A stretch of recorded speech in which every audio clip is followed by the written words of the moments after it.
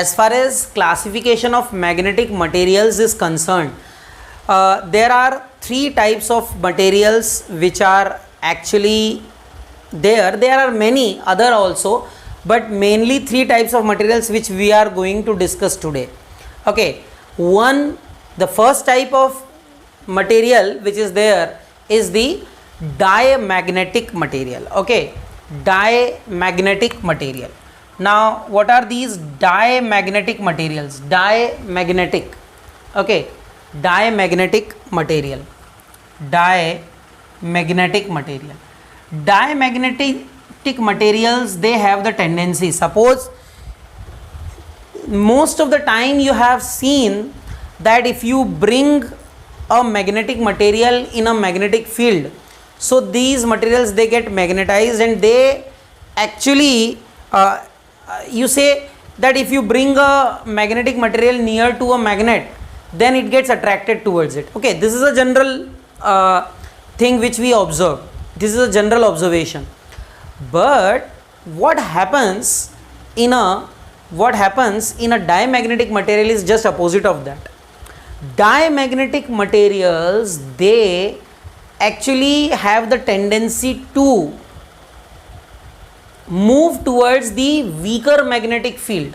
Okay, they have the tendency to move towards the weaker magnetic field. Okay, they have this tendency that they will move towards the weaker magnetic field. Okay, also if a magnet is brought near to a diamagnetic material, or it is brought in a magnetic field, then it has the repulsive behavior to the magnetic field. Okay, so it will try to move away from the magnetic field. Such materials are called diamagnetic materials. Okay, these types of materials which show this characteristic, they are called diamagnetic materials. Okay, they are called diamagnetic materials. Now there are many diamagnetic materials. Okay, like you see, how do I remember this? Okay, so there is a trick for that which I developed. You see, diamagnetic materials, all expensive metals, they are actually away from the reach of common man nowadays. Correct or not? They are out of the reach of common man, and that's why their nature is like diamagnetism. Okay, their nature is diamagnetic nature. What does it mean? It means that they have the tendency to move away. So almost all expensive materials, all expensive metals, they have this tendency. Okay, they have this tendency to move away, okay, from the common man, and that's why you see, this is how you can remember that they are diamagnetic in nature. So what are the diamagnetic materials? Okay, expensive metals like gold, okay, Au, silver, Ag, okay, but platinum is not. Okay, platinum is not included in this. Gold, silver, copper, okay, diamond is also diamagnetic, again expensive, not a metal, but it is expensive, diamond. Okay, all these are diamagnetic. These are the examples. Okay, these are the examples. Water is also it is diamagnetic, it has diamagnetic behavior. Okay, now the question comes, okay, that what else? So much research is done, and on the basis of that they have given us some values of different quantities, different terms which we studied, okay, in last class. Okay, like magnetic permeability, magnetic susceptibility. Okay, so these terms, they actually matter a lot as far as these materials are concerned. Okay, so let's talk about this also little bit. Okay, you see, magnetic, okay, relative magnetic permeability and the magnetic susceptibility. If you remember by definition magnetic permeability and magnetic susceptibility, then you must be remembering what is magnetic susceptibility: the ease with which a material gets magnetized. But here in case of diamagnetic materials, just opposite is happening. This material is getting magnetized in the opposite direction of the magnetic field. मतलब जो होना चाहिए उससे just opposite हो रहा है. और इसलिए याद रखिए कि डायमैग्नेटिक मटेरियल्स जो होते हैं उनकी मैग्नेटिक ससेप्टिबिलिटी नेगेटिव होती है. बहुत इंपॉर्टेंट बात बोल रहा हूँ मैं. उनकी मैग्नेटिक ससेप्टिबिलिटी जो है वह क्या होती है? डायमैग्नेटिक मटेरियल्स की मैग्नेटिक ससेप्टिबिलिटी नेगेटिव होती है.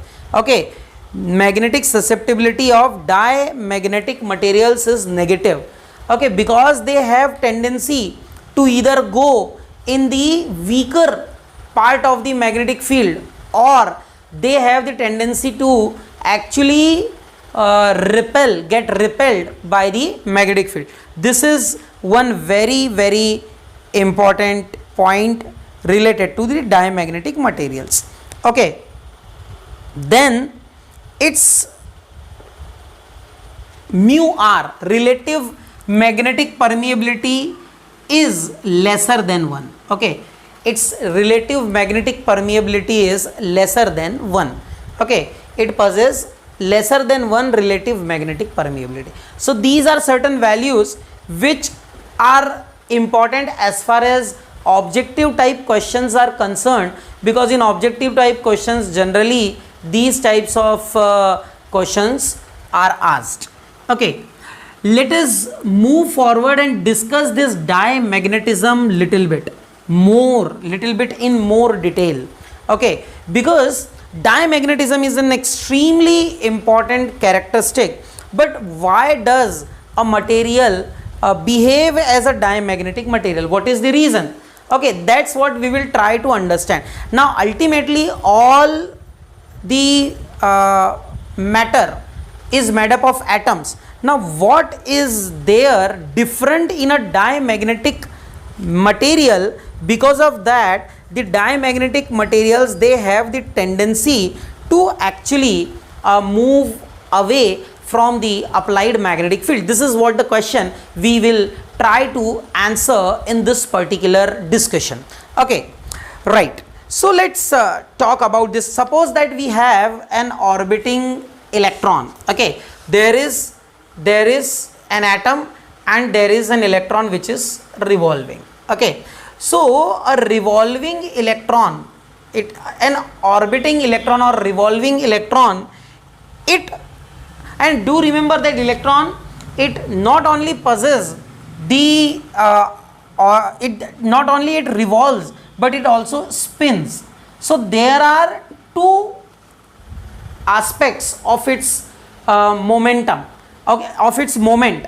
Okay, first is the angular moment, which is generated due to its orbital angular motion, okay, or due to the orbital motion, that is called orbital angular moment. Okay, that is the magnetic moment which is generated due to its orbital motion. Second aspect which is there is due to the spin. What we are writing here is the magnetic moment of an electron. But electron, it not only possesses magnetic moment due to orbital motion, but it also possesses magnetic moment due to the spin, because it spin when it spins about an axis. Because of that also it possesses magnetic moment. Okay, so we can actually write this total magnetic moment for an electron as sum of orbital and spin magnetic moment. Now this is the resultant magnetic moment. Okay, am I clear?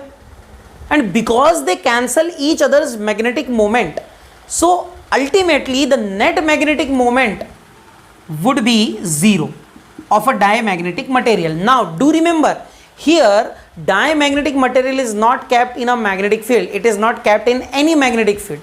Okay, ये किसी magnetic field में नहीं रखा गया है. पर क्या होगा कि जब नेट मैग्नेटिक फील्ड 0 है ना, तो उसका उस समय जो नेट मैग्नेटिक मोमेंट होता है वो भी क्या होता है, जीरो होता है। ठीक है, अच्छा तो एक बात तो क्लियर है, इसका नेट मैग्नेटिक मोमेंट अगर जीरो है, ध्यान से समझना, तो हम ऐसा मान सकते हैं क्या कि जितना भी डायमैग्नेटिक मटेरियल, जो भी डायमैग्नेटिक मटेरियल है उसको हम ऐसा मान सकते हैं, जितने भी इलेक्ट्रॉन्स उसने लिए होंगे हम ऐसा मान सकते हैं किसी एटम के लिए कि भाई जो एटम है उसमें इलेक्ट्रॉन जो है, एक इलेक्ट्रॉन क्लॉकवाइज जा रहा है और दूसरा इलेक्ट्रॉन क्या है, एंटी क्लॉकवाइज जा रहा है। एक इलेक्ट्रॉन क्लॉकवाइज जा रहा है और दूसरा इलेक्ट्रॉन एंटी क्लॉकवाइज जा रहा है, ध्यान से समझना। तो डेफिनेटली क्या होंगे, आपको पता है उनके नेट मैग्नेटिक मोमेंट अलग अलग हो जाएंगे, डायरेक्शन अलग अलग होती है, और नेट मैग्नेटिक मोमेंट अलग अलग हो जाएंगे, डायरेक्शन अलग अलग होगी, तो एक दूसरे को कैंसिल कर देंगे, और अगर वो एक दूसरे को कैंसिल कर देंगे तो फिर तो बात ही खत्म हो गई। नेट मैग्नेटिक मोमेंट जो है वह क्या आ जाएगा, नेट मैग्नेटिक मोमेंट जो है वह जीरो आ जाएगा। बताइए सही बात है ना। तो आप यहां पर ऐसा मान सकते हैं, you can assume this, suppose that there is an electron which is revolving like this, okay, anti-clockwise, and then nearby there is another electron which is revolving like this, okay, there is another electron which is revolving clockwise, okay. Now let's talk about their net magnetic moment. इतना सभी को समझ में आ गया कि हमने ऐसा क्यों कहा है कि हम ये मान लेते हैं कि इलेक्ट्रॉन जो है, एक इसको पूरा रिड्यूस कर दिया मोशन डायमैग्नेटिक मटेरियल के लिए, दो इलेक्ट्रॉन्स के लिए, क्योंकि उसका नेट मैग्नेटिक मोमेंट जो था वो जीरो था। ठीक है, ये बहुत इंपॉर्टेंट बात है। चलिए, तो अब हमने ये अज्यूम कर लिया है कि जो पूरा मटेरियल है वो दो इलेक्ट्रॉन्स हैं, एक क्लॉकवाइज और एक एंटी क्लॉकवाइज, या पूरा वो इससे ही बना हुआ है ना, एक क्लॉकवाइज है एक एंटी क्लॉकवाइज है, और इसलिए नेट मैग्नेटिक मोमेंट जीरो हो रहा है। और ये कब है, जब हमने कोई मैग्नेटिक फील्ड एक्सटर्नल नहीं लगाई है, we have not applied any external magnetic field. आगे की बात, अब हम क्या कर रहे हैं, आप देखिए जरा, इसका जो मैग्नेटिक मोमेंट होगा, देखिए ये क्लॉकवाइज है, समझना ध्यान से, ये एंटी क्लॉकवाइज है। एंटी क्लॉकवाइज अगर है तो करंट जो होगा वो क्या होगा, क्लॉकवाइज होगा, और क्लॉकवाइज अगर होगा तो देखिए आप ये लगाइए, करंट क्लॉकवाइज है, आपने ये लगाया राइट हैंड थंब रूल, तो मैग्नेटिक मोमेंट जो होगा उसका नीचे की तरफ आएगा। ठीक है, मैग्नेटिक मोमेंट जो होगा इस वाले का नीचे की तरफ आएगा, एम वेक्टर, बराबर है, एम वेक्टर। और इस वाले का क्या होगा, ये इलेक्ट्रॉन की डायरेक्शन बता रहे हैं भैया हम, तो अगर ये इलेक्ट्रॉन है ये क्लॉकवाइज है तो एंटी क्लॉकवाइज करंट होगा, और राइट हैंड थंब रूल से डायरेक्शन मैग्नेटिक मोमेंट की क्या आएगी, ऊपर की तरफ। तो यहाँ पर जो मैग्नेटिक मोमेंट है वो ऊपर की तरफ होगा, एम वेक्टर। मैग्नीट्यूड में तो वही होगा भैया, डायरेक्शन में अपोजिट है। ठीक है, तो हमने ऐसा बना दिया। अब आपने क्या किया है, आपने ये किया है कि इसको मैग्नेटिक फील्ड में लगा दिए, है ना, you applied a magnetic field, okay, and let this magnetic field which is applied here is acting vertically downwards like this. This magnetic field which is acting here is applied like this. Okay, ये इस तरह से नीचे की तरफ magnetic field लग रही है ना, ये मैग्नेटिक फील्ड आपने लगा दी नीचे, पूरे मटेरियल में लगाएंगे, पूरा मटेरियल वहीं तो रखा है, तो सब में नीचे की तरफ मैग्नेटिक फील्ड लगी है, यहाँ पर भी नीचे की तरफ लगी है, तो ऑफकोर्स यहाँ पर भी मैग्नेटिक फील्ड जो होगी वह नीचे की ही तरफ लगी होगी। ठीक है ना, बड़ा इंटरेस्टिंग है, मुझे बहुत मज़ा आता है इस वाले इसको डिस्कस करना कि क्यों डायमैग्नेटिक होता है मटेरियल। देखिए नीचे की तरफ मैग्नेटिक फील्ड दोनों में लगी है ना। अब आगे की बात करते हैं, देखिए बड़े मज़े से समझिएगा, बहुत मज़ा आता है इसको पढ़ने में, है ना। अब क्या होता है कि एक बात तो क्लियर है, अगर मैं बात कर रहा हूँ इस इलेक्ट्रॉन की यहाँ पर, तो भाई ये कोई वेलोसिटी पजेस करेगा, मान लेता हूँ कि वो जो वेलोसिटी है वो क्या होगी, v वेक्टर होगी। Let this velocity is v vector at this point. इसी प्रकार अगर इस पॉइंट पे बात करूं तो ये लीजिए मैंने टेंजेंट ड्रॉ कर दी बच्चों, और मैंने कह दिया कि भाई v वेक्टर जो है वेलोसिटी वेक्टर होगा। ऐसा मैं कह सकता हूं कि नहीं कह सकता? बिल्कुल कह सकता हूं, ऐसा मैं बिल्कुल कह सकता हूं। ठीक है, तो ये मैंने कर दिया। ठीक है, ये मैंने कर दिया। अब आगे जो है वह ये देखना है आपको कि यहां पर डायरेक्शन चेंज है बस वेलोसिटी की। अब क्या होगा, आपको पता है कि कोई चार्ज पार्टिकल जब मूव करता है किसी मैग्नेटिक फील्ड में तो उसके कारण उस पर फोर्स लगता है, Lorentz force. Fleming's left hand rule से उसकी डायरेक्शन दी जाती है। ठीक है, क्लास 10th में भी पढ़ा हुआ है आपने ये। तो अगर आप यहां पर देखिए वेलोसिटी की डायरेक्शन ये है, ठीक है, आप समझिए ये इस तरह से रिवॉल्व कर रहा है पार्टिकल, है ना, इस तरह से रिवॉल्व कर रहा है, और इस पॉइंट पे ये ऐसा, इसकी वेलोसिटी की डायरेक्शन है यहाँ इस तरफ टेंजेंशियली ऐसा, है ना, वेलोसिटी की डायरेक्शन ये है, और मैग्नेटिक फील्ड नीचे की तरफ लग रही है। अच्छा एक और बात, आपको पता है ये नेगेटिवली चार्ज पार्टिकल है, तो आप ये वेलोसिटी की डायरेक्शन नहीं लोगे इसमें। क्यों नहीं लोगे? क्योंकि करंट की डायरेक्शन इसके अपोजिट होती है। तो अगर वेलोसिटी की डायरेक्शन इधर है तो इस वाले केस में करंट की डायरेक्शन आपको इधर लेना होगी।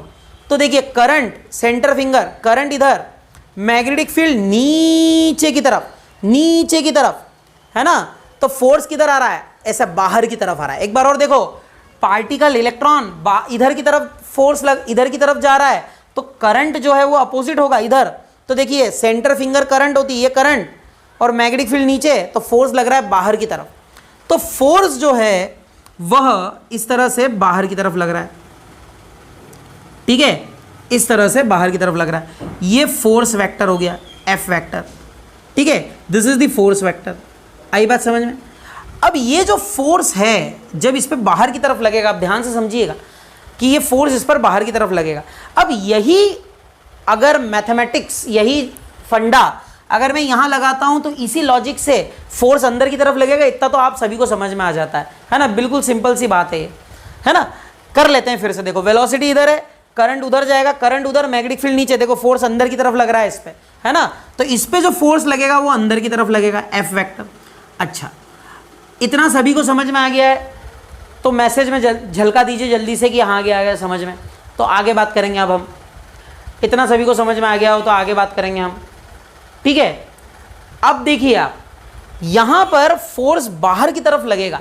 अब आप सोचिए कि कोई चीज है, कोई ऑब्जेक्ट है, वो रिवॉल्व कर रहा है और उस पर फोर्स बाहर की तरफ लग रहा है, तो डेफिनेटली क्या होगा? डेफिनेटली उसकी जो वेलोसिटी है वो कम हो जाएगी।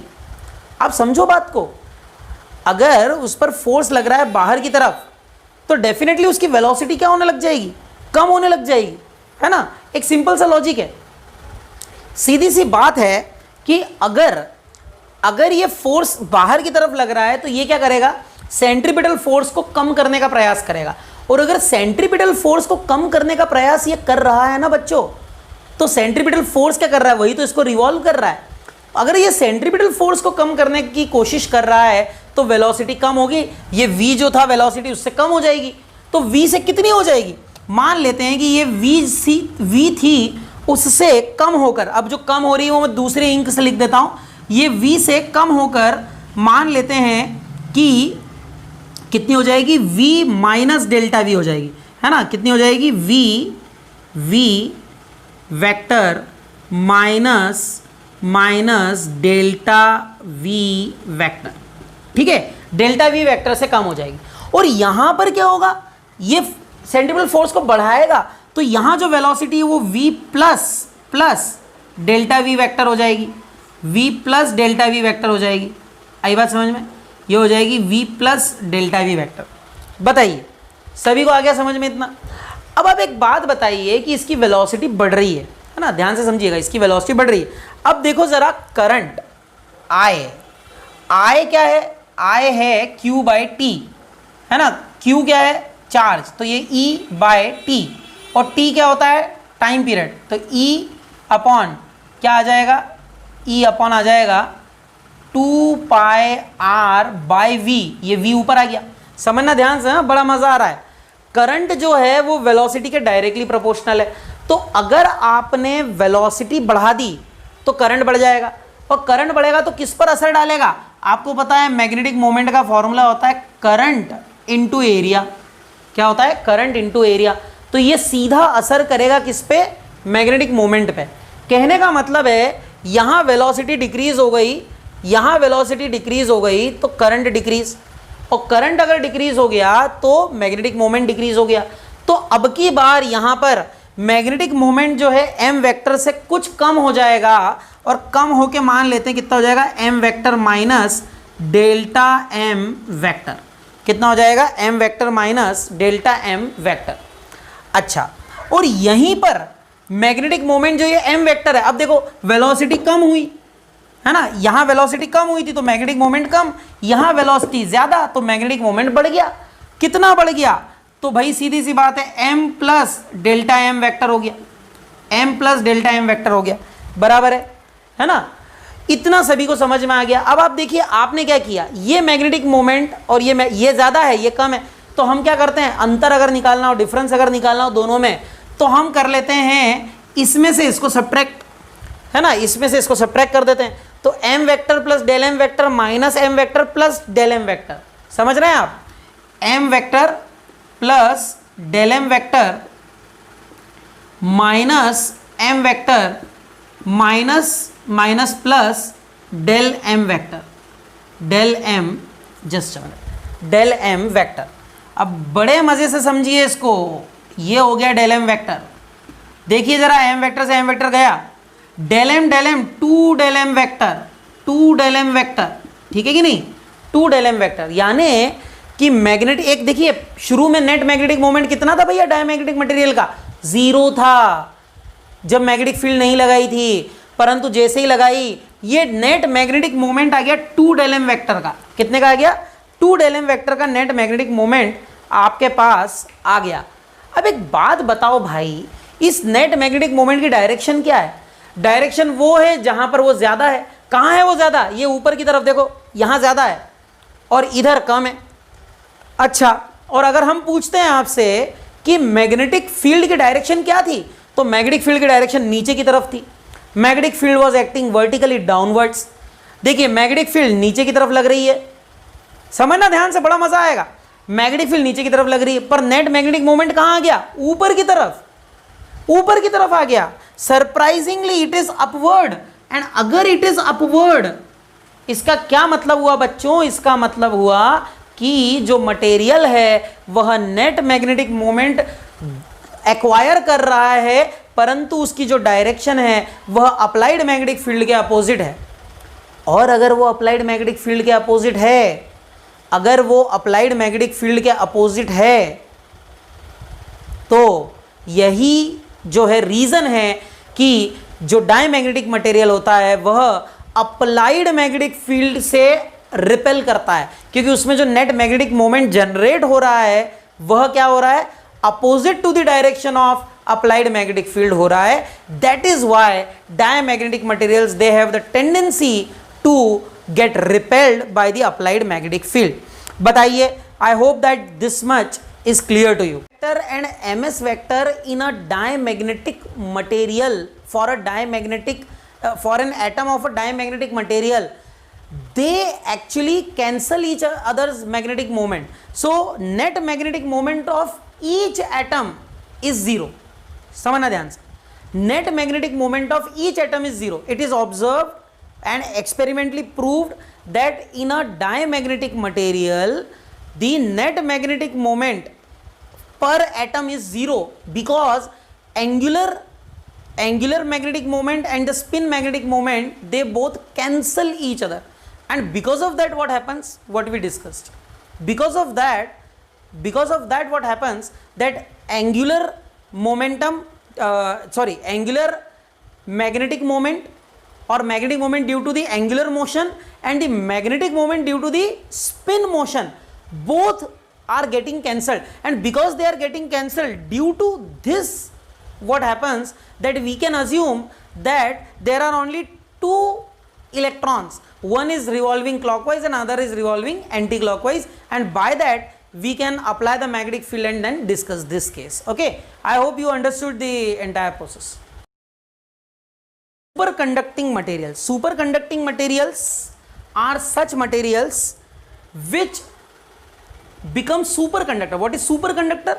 That at extremely low temperature it is observed that some materials, their resistance becomes 0, means they offer no resistance at all, they offer no resistance in the magnetic field, they offer no resistance in this lower at this lower temperature. Okay, and this special condition is called superconductivity. Kamerlingh-Onnes, he actually discovered this particular phenomenon. Okay, and this is called superconductivity, and in this state of superconductivity, material is said to be superconductor. Okay, now it is observed that if you take a superconducting material, what does it mean? That it is in a state of superconductivity. Maybe it is at a lower temperature, of course it is. Now if it is kept in a magnetic field, अगर आप इसको magnetic field में रखते हैं तो यह देखा जाता है कि जो मैग्नेटिक फील्ड लाइंस होती हैं इससे इस तरह से बाहर चली जाती हैं। ये जो मैग्नेटिक फील्ड लाइंस होती हैं ये मटेरियल से ऐसे बाहर की तरफ जाती हैं, ये मटेरियल में अंदर की तरफ नहीं रहती हैं, जबकि ये इस तरह से क्या हो जाती है, बल्कि बाहर की तरफ चली जाती है। ठीक है, ये मटेरियल में ऐसे बाहर की तरफ चली जाती है। क्लियर है ऐसा, है ना, बाहर की तरफ चली जाती है, इस तरह से बाहर चली जाती है। अच्छा, और बाहर चली जाती है मतलब क्या है, they are being repelled by the material. ये मैग्नेटिक फील्ड लाइंस क्या की गई हैं, ये रिपेल की गई है मटेरियल के द्वारा। और यह जो है यही तो डायमैग्नेटिज्म होता है। डायमैग्नेटिज्म में क्या होता है, मैग्नेटिक फील्ड लाइंस बाहर की तरफ चली जाती हैं या जो मटेरियल है उससे दूर जाने की टेंडेंसी रखेंगी।